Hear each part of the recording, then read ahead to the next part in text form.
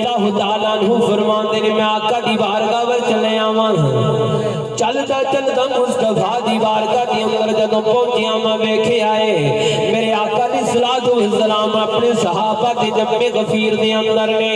میرے امام الانبیاء دے غلاموں میرے آقا نال پیار کرن والیو اصالے ثواب دی محفل دے اندر آن والیو بڑی توجہ دا طلبگار ہاں حضرت عمر بن جموح رضی اللہ تعالیٰ عنہ فرماتے نے جدوں دربار مصطفیٰ وچ آیا ہاں آقا دے چہرہ مبارک نو ویکھے آئے اے آقا دے چہرے نو ویکھنا کوئی تیرا میرا ویکھنا تے نہیں نا اے صحابی دا ویکھنا میں صحابی فرماتے نے جدوں آقا دے چہرے نو ویکھے آوے عجیب ہی مسکراہٹ نظر آئی اندر دے دل دی کلی کھل گئی اندروں آواز آئی حسن دا وارث اج ذوق وچ بیٹھا ہے یار دی مرضی ویکھ کے گل کر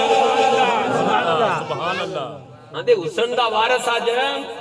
ذوق وچ بیٹھا ہویا ہے جرا یار دی مرضی ویکھ کے گل کر حضرت عمر بن جموح رضی اللہ تعالیٰ عنہ فرماندے نے میں آقا دے قریب ہو کے بیٹھ گیا جدوں بیٹھ گیا نا تے میں عرض کیتی یا رسول اللہ میرے ال ویکھو کہ مزہ آئے گا کیوں میں اس واسطے نہیں آندا بھی میں بڑا سونا مت تسی میرے ال تاں ویکھو نہیں میں جیڑی ہستی دا ذکر پیا کرنا کائنات دے اندر دا ذکر سونا سبحان اللہ حضرت عمر بن جموح فرماندے نے میں نہ ذرا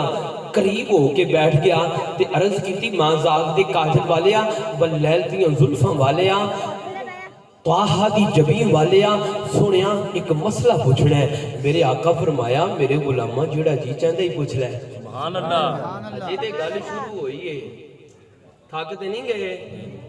اجے تے میں نزول سبب بیان کرنا بھی قرآن دی آیت دا نزول سبب کی ہے کس طرح قرآن دی آیت نازل ہوئی ہے